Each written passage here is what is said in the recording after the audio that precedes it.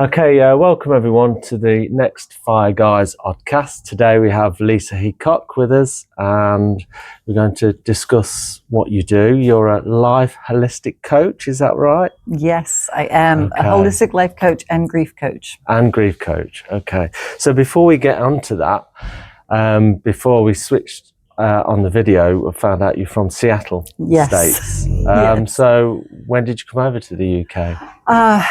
We came over December 2005. So in December, it'll be 20 years. Yeah. We moved from the States to Chester. Yes. And at the time, my husband at the time was a student at the University of Chester. So that's what brought us here. We were going to be here for 3 years. Yeah. And then it became something where we were, we love it. We're going to continue to stay. How do we stay? Yeah. Every visa you could think of. And then all of a sudden we've got an indefinite leave to remain and our citizenship as well. So.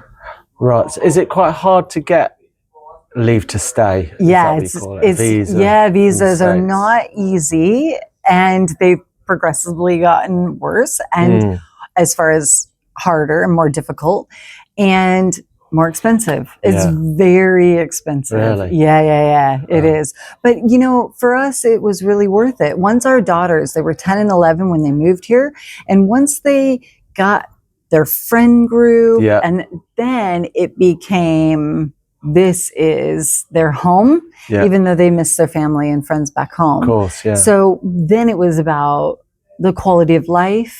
Yeah. And we really loved the quality of life here in England than in the UK, more so than the States. Oh, why is that? I think one of the biggest things for us was that is the NHS. Yes. That's that was a big deal. We love the culture and the history. It's so old compared to America. and so then the other part was how inexpensive it is to fly to Europe. I mean, it blew our mind. In an hour, we're in actually a different country. In 2 hours, we're in Italy. I mean, it just blew our mind. And we just love traveling. So it was, we were like, we've got to stay. How do we stay? Oh, okay. Yeah, because I imagine Seattle is the furthest away from Europe, isn't it, if you're in the States? So maybe Alaska is even further. Yes. It's like 4,800 miles away. Yeah. So it's a bit of a distance. Yeah. So you love it here? Yes. Yeah. Yes. So do you have both passports, US and UK passports? I do now, yes. Yeah. Oh, that's good. Because that can be handy. It's which very handy. You're traveling to? It's very handy. I just came back from Greece. Oh, yeah. And it was my first time with the stamp in my passport, my new British passport, and coming in and out, just so easy. Yeah. So easy. Oh, okay. How did you come to Harborough then, Market Harborough, Leicestershire? Yeah, so I had been divorced. COVID hit, and I was I met my now fiance. Yeah. He lived in Hastings. Right. I lived in Chester, so you couldn't really be too much further apart. And he's from Nottingham. Oh, and okay. So he was like, have you ever heard of Market Harborough? And I was like, nope, where's that at? And we met, and we fell in love with it. He moved here first, and then I came later. Oh, okay. So did you choose, or did he choose Market Harborough because it's in the middle? Is that? Yeah, he chose it because he works in London, and it's quite easy to get to, right? Away, and so, but not wanting to live in London and be closer to his family. So it kind of just worked out perfectly. Yeah. Yeah. Oh, okay. Yeah. It's a nice town, Market Harborough, isn't it? Yeah, it's lovely. It's lovely. I love Chester so much. So when I came to this market town, it had a real feel. It's smaller, but it had kind of that historic feel, and it's small. It's not a big city. Yeah. So love it. And today, a big shout out to Market Harborough Building Society letting us use this lovely space. Yes. Lovely, isn't it? They've been great. I was just saying to the gentleman, Andy, I said, I feel like this is my second office, because I am here often. Yeah. But it is great. So we're here at the Building Society, where it's community area, and you say you use it Is that as a life holistic coach? Yeah, so I actually we've done networking events here. Yeah. I've met with, I do some mentoring, so I've met with some clients here. We do some business mentoring, and they've just got this great space.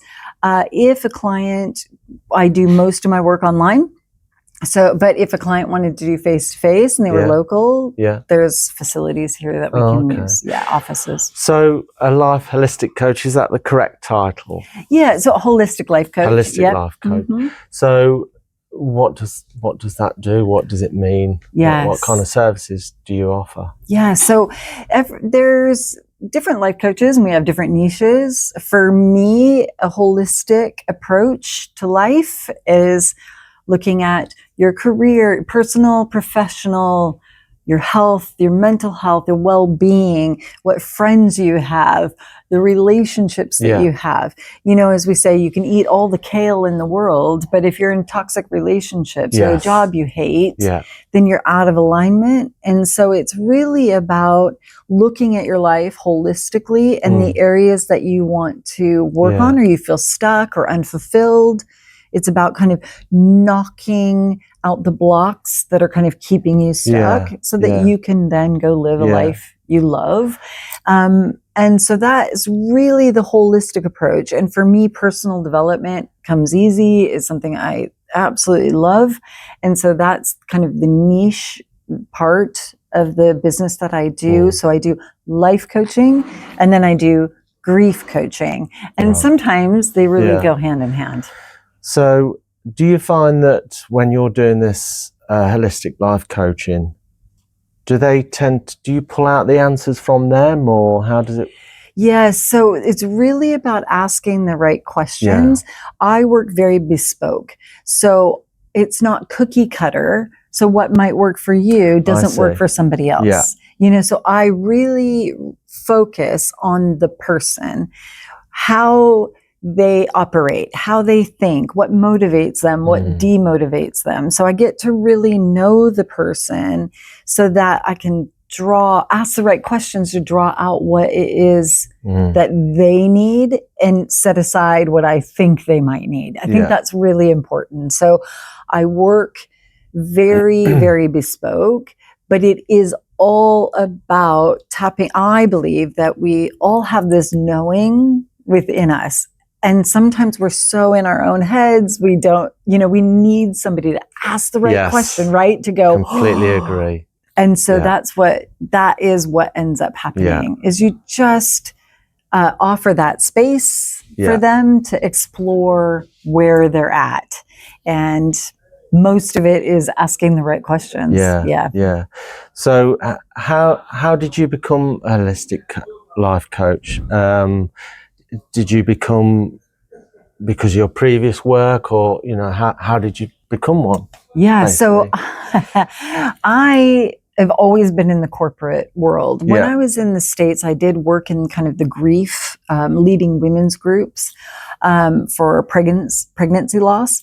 Right. So I was really passionate about that. And then when I came over to the UK, it was like, well, how do we just pay bills? And so then I went into corporate and I worked mostly in solicitor firms. I didn't have any experience in it. I just I just knew somebody, met someone, and then kind of went that direction. But I'd always been in corporate.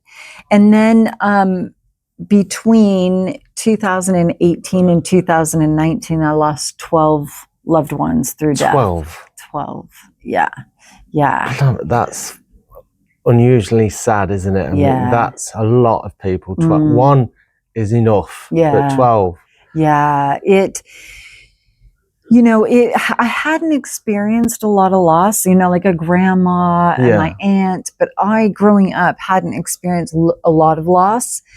But being so far away from my home and my parents weren't getting any younger, that you don't want that phone call, but you know that you're probably going to get these phone calls.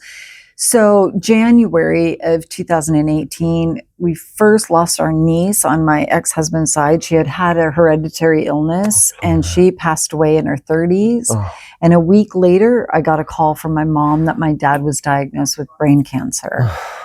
And so that, you know, it just, those two things, the kind of, I always say like it felt like the earth just opened up and swallowed me. Like, what is this? Yeah. And so I then went to the States. I quit my job and I went and lived with my parents for about 8 months until my dad did pass away. Yeah. And then during that time, I was losing friends as well to cancer and other illnesses. And then I came home after I buried my dad. Yeah. And that was difficult, obviously, leaving my mom. Of course. And I have an older brother there, but you know, I'm close with my mom. Yeah. And then I would say maybe about 7 months after my dad passed away, my mom came to visit, and we traveled around the UK. They'd been here numerous times. Yeah. So it wasn't like she had never been here, no, but she'd never been here without my dad. So it was so strange seeing my mom get off the plane without my dad. Yeah. And then, but we went to Shakespeare's house and Anne Hathaway Cottage, and we did the things that my mom really wanted to do. She spent time with my daughters, and then I hugged her at Manchester Airport, sent her on her way, and I just didn't know that would be the last time that I would hug my mom. Wow, so a few months later, she had passed away in her sleep. Yeah. And she wasn't answering. We talked every day, and she wasn't answering her phone. She wasn't, she just wasn't answering her messages. And I was calling, and then I was saying to my brother and get over there. Everybody get over there. Yeah. And, so that was 14 months after my dad. And then, of course, I'm then going to bury my mom. So I'm doing another eulogy with these people. And I'm like, great, it's lovely seeing you, but not like this. I don't want to see anymore. Yeah. And then I came home, and then in the middle of the night, 2 months after my mom passed, I got I always say the worst call, because that was when I found out that my 24-year-old son-in-law had passed away from a falling accident in Derby. And my daughter was there, and there were others that were there.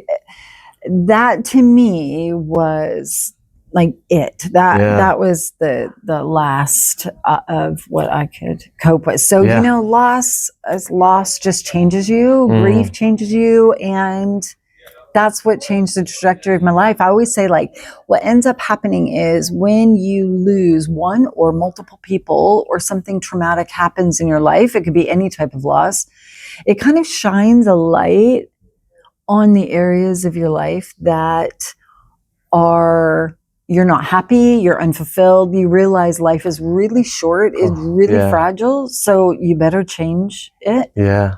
And that's exactly what happened to me. It changed my career. Yeah. I hired a therapist, a bereavement counselor. Then I hired a life coach. And then I was like, oh my God, what is this? And so that's why I went down the route, is to help others who might have experienced something like I have. Yeah. So from something as upsetting, horrific, I can't find the right words for that, something great has come from it, because you can help other people. Yeah. I suppose that if you'd not experienced those horrible things, you wouldn't have been able to help them as well, maybe. I don't know. Yeah, I mean, I think there's, you've got your education, right? I went down the accreditation, the certification, the accreditation, got my hours in. I wasn't really sure if I was going to niche in the area of grief, because I just wasn't sure if that's something that I wanted to do. Yeah. But it just felt more like a calling. I've had not only the education, but I have a life experience that some people don't have. Yes. So I really feel like my empathy, I was always an empathetic person, but it shot through the roof because I now have lived it, I've walked it, I've experienced it, and I can now empathize with individuals. And so I think what ends up happening is if someone does come to me for grief coaching, they're a bit further down the road, year to 10 years since they've lost somebody, or they're going through a divorce, or they are grieving some form of loss. What ends up happening is as they start to work through and I hold space for them and start to work through the grief and the grieving and the loss and everything that is, it organically there's a shift that happens then you kind of shift to life coaching, because they come to a place where we all do, like, now what? Yeah. Now this is my reality. Now what? And and it is beautiful to watch that process take place where they're now learning to live, again. So it is, it's very powerful. Yeah, I can see that happening actually. I mean, that makes perfect sense to coach and help people through that grieving period. And then there's going to be evaluation of the rest of your life, you know, like you said, your career, your personal relationships and so forth. So that does make sense. It does. Yeah. And I think for me personally, I went through a divorce, very amicable. We're still very friendly. We've known each other forever. Yeah. And our girls were grown, and it was just, you're unhappy, I'm unhappy. I gotta go. This is, we need to now go live our lives. And it was the best decision that we could have made. And it was really, I was the one who instigated that, but it was best for both of us. Yeah. And then in 2023, so it's actually going to be 2 years on Sunday that, I was diagnosed with breast cancer. Caught early. Oh, good. Had a mastectomy, had a double mastectomy. And that's also a part of using the tools that I had used in the loss and the fear and the all those things. I pulled out all the tools I used during that time. And so what ends up happening is when you start to go down the personal development route, grief coaching, like whatever route you're going down, whatever tools you use, you can then go, wait a minute, I've got that. And you pull it out and you use it for whatever you're facing at the time. So it is very powerful. Yeah.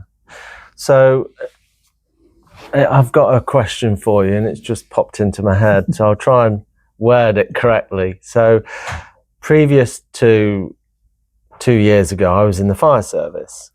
So you can imagine some of the incidents we go to are quite traumatic. Yes. So what's your advice for people? Because we're a team, so you'd come back from the incident, whether teams of 4 or more, and you have a cup of tea. That's what we do in the UK, isn't it? It is.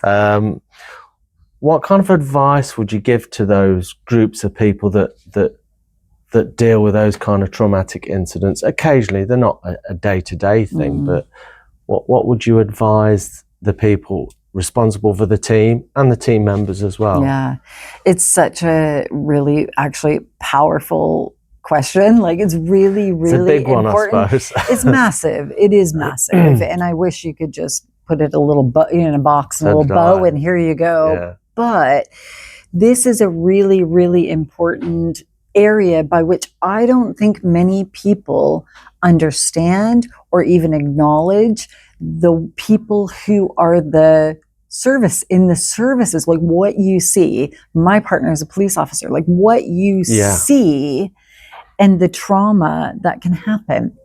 So I also do what's called grief in the workplace training, which I think is a really important part of not only if you yourself are grieving any type of loss, but also how to support others. This is a big one, right?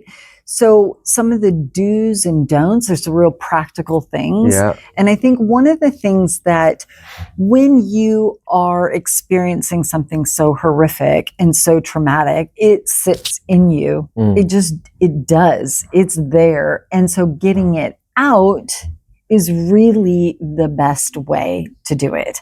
And whatever that looks like. So there's different modalities. There's counseling, there's energy work, there's like, so you can go down the woo-woo route, or you can kind of do the therapy or therapeutic route. EMDR.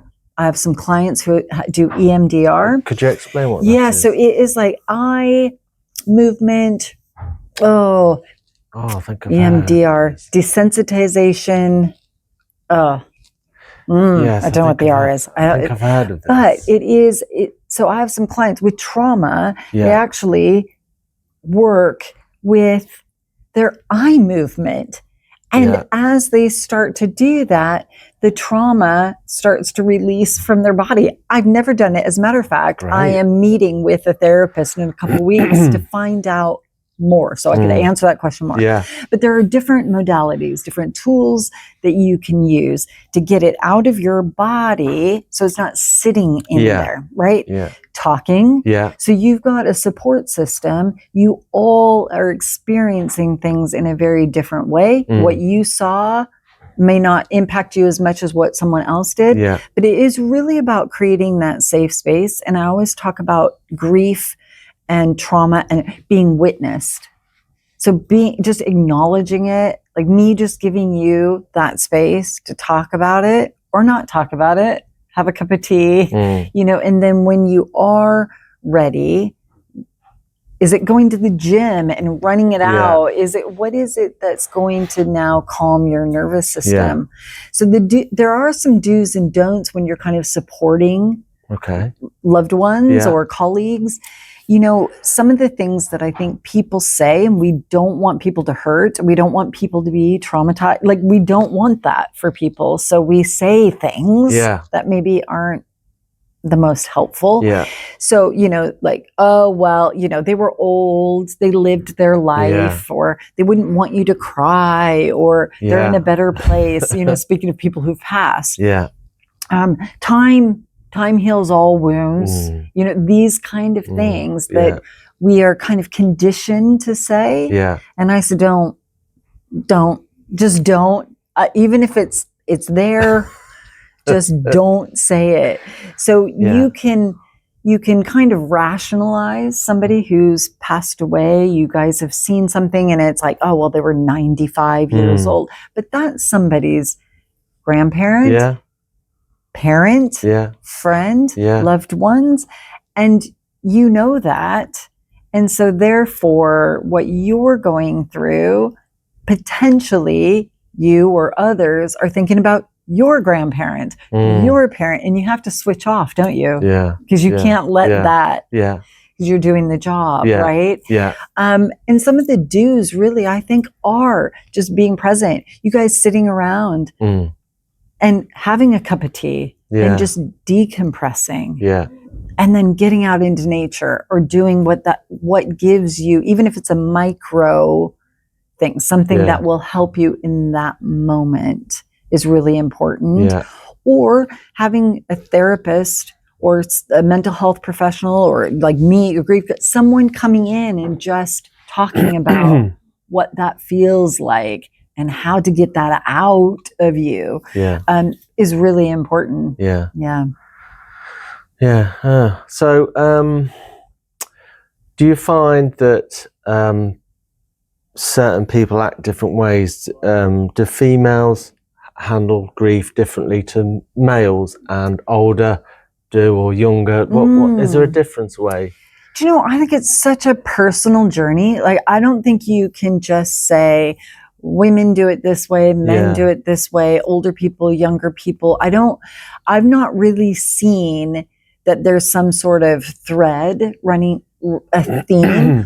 What I can say is, for men, what I've noticed in those who come to me for grief work, or they come for life coaching, and then as we start, it can go the other way. So you can come for life coaching, and then as you start to go down the path, if they're open, it may be that actually that divorce or that parental alienation or that death when they lost their mom at 14, actually. Even though I'm not a therapist, we don't go into the past traumas. No. They just start to link some of their thoughts and behaviors. Yeah.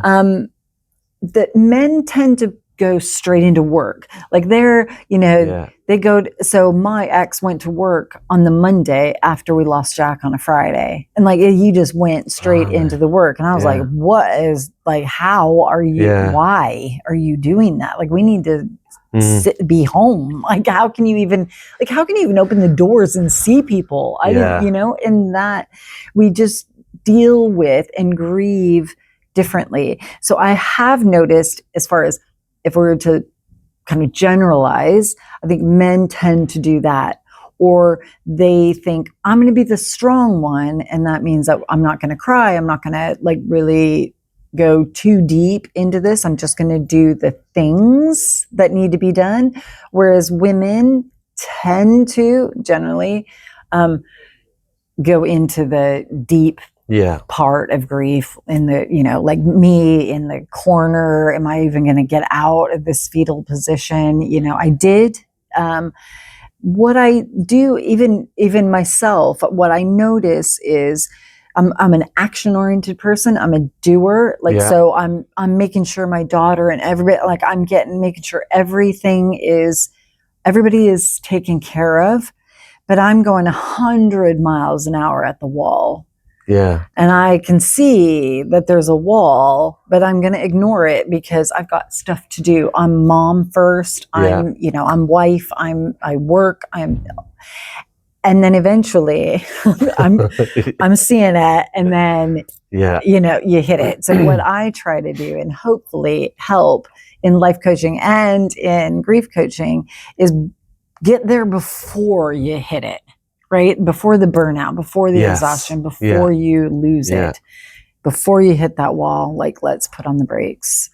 So, and I guess it depends also on the relationship of the people you've lost. So if we're talking about grief through losing a loved one, like, was it your child versus was it a friend? Was it different relationships? Yeah. You kind of process your grief, at least from my own experience, you process your grief a bit differently. Yeah. Yeah. Is there any way we could prepare ourselves for this kind of thing? Because it happens. It always is going to happen. We can't stop it. Yeah. I mean, life, what do they say? That there's only a few things that are certain, which is like death and taxes, right? That's it, yeah. And those are your own certainties. Fortunately. Yep. And people ask me this question, and I always say, not really. No. Yeah. And the reason I say that is because if we're so focused on what that is going to feel like and be like for us, then we lose out in the moment. We lose out on building the memories. Like my mom said, don't spend your money on things, spend it on building memories. And she was so grateful she did that, because that's what we remember is the things we did with my dad or with my mom, Spend your time and energy there. Because when that happens, you then can figure out what it is you need at the time, and you kind of go with that. Thankfully, I think we're becoming a little bit less grief illiterate. We're becoming more literate, so there's more support out there. The only thing I would say is the things that you can prepare for are the practical things. So my parents, I worked for solicitors, did conveyancing and wills and probate. And I saw families where the loved ones did not have everything. They didn't have a will. They didn't have lasting power of attorney. They didn't have any of their estate in order. And it was added to the trauma of and the grief.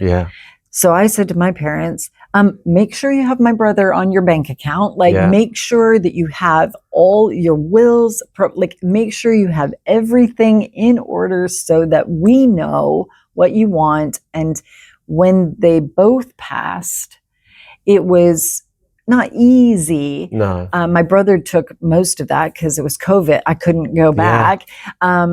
but he took the weight of most of that. But we knew everything legally was sorted. So I would say there's a lot of support out there. There's a lot of, I know a lot of people who have books out to like your practical steps on how and what to do. Yeah. That I think is the things that you can do. The emotional side, there's not a lot you can do. But that's really good advice what you've just given. I know exactly what you mean in regards to lasting power of attorney. We've done it ourselves. Wills, when we lost our parents, it did help a lot, and it's really good advice. Yeah. So I mean, it is so important, right? Because it's not something that people want to talk about. No. But we need to. We need to do that. And we're doing it for our loved ones. Yeah, definitely. And I'm glad we did. And it was just one bit of stress that we never had. Yes. So that's really good advice. Yep. Hopefully people watching may be rethinking that. Yeah. But like you say, it's, how do you approach that? If you've got an elderly parent, it's a difficult subject, isn't it? I mean, a lot of the time we've had them approach us, so we were fortunate. Yes, they were aware of that and understanding of that. And I think it depends too on your relationship. Yeah. Because with my parents, I was like, listen. Yeah. When you guys die, this is what we need to do. And they'd be like, when we die, this is what. So we always kind of had, maybe it's cultural, but this is what we've always kind of joked about even, and then when it was really important, they were like, oh, okay, let's do that thing that we need to do. So it is a difficult conversation, but those difficult conversations need to happen. So sometimes we just have to do things that are difficult. And and so pull off the Band-Aid, as they say. Yeah, definitely. And it does help a hell of a lot if you deal with it. Yeah. One thing also I'd like to chat about, we've spoken about grief and how you help people with grief and things to consider. You deal with the life coaching side as well. Yes. Do you think that you could help in some organisations that they say there's a toxic culture? And it's normally led from the top. Do you think you can change things like that by, for instance, you're working with, I don't know, you may have already, the directors of the senior leadership team. Do you think you could change that through life coaching them, changing the culture? Is it possible? Yes, and yes. It is possible. If they're open and willing. So when you say that, I smile because being in corporate, I remember being hired for a company to come in and, with open eye, and just look around and see, because there was something not right. Yeah. And as I did that and I immersed myself Sorry, they asked you. They asked me, and I came in, this as an employee, not as a consultant. Oh, okay. We're hiring you as HR/office manager, and we want you to come in. And as I was in there and I saw it, the issues weren't the employees. It was rolling downhill. Yeah. The issue was at the top. And so, of course, nobody likes to hear that. No. So that was fun and challenging, but I have actual personal experience on changing the culture or helping change the culture, but some people aren't open to it. I would say therapy, counseling, coaching, if the person is not open to receive that information, it's a bit more difficult. But if they're going, you know what? There is areas whereby I could use some help. Like I've coached quite a few CEOs or entrepreneurs, but CEOs, people who have employees, because they themselves aren't taking care of themselves. No. So what ends up happening when they're open is that we will work together to figure out what's going on, how I can support them, how can we ease their pressure. And if there are leadership issues, if there are things by which they need to work on, it's been really, really, actually, I'm really passionate about it. So it's really, really been fun. Yeah. And then what end up happening is they then refer me to some of their employees. So I've had one of my clients is in India. So it's like spread out. So now I'm working with their employees to now kick out the roadblocks and the things that they're doing. So it does roll downhill. So if at the top they're open and willing and move, and they feel supported, it can only be a positive thing. And what about, there's just been a report in the BBC News in regards to my former employer, Leicestershire Fire and Rescue Service.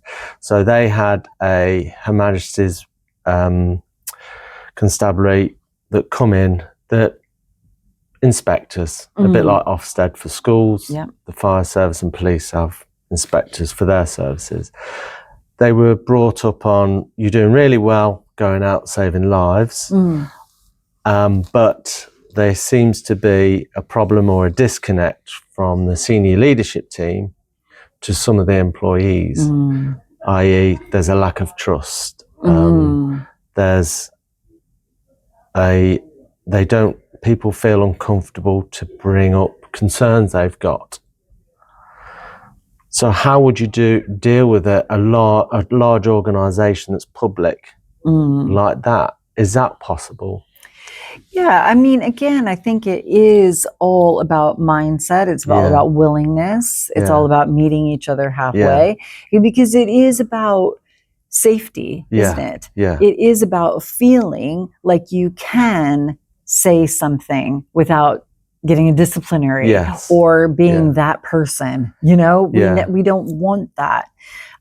So we stay quiet, or if we don't feel that our line manager or the direct, like going up, is a safe person, then they're not going to say anything. No. It is a really, especially conflict in business and a large organization, especially if you're a number, it's more about figuring out how that person is operating. So how do they think? Like, how do these workers, it's about personality testing, right? It's about figuring out how we can then get the best out of that employee. But ultimately, if there's an issue of not feeling trusted or not feeling safe, that is, I think, one of the very core things that you need to work on, right? Because when you have a safe environment, you can say the things that might be difficult.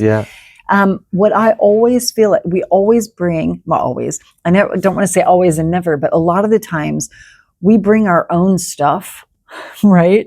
Our past experiences, what's going on at home. If we're grieving, we're going through a divorce, our dog just died, like whatever it is, we bring that into work. Like we can say, leave it at the door, but it's very difficult. So really, it's about how do you support your staff members, what's going on with them at whatever level they are.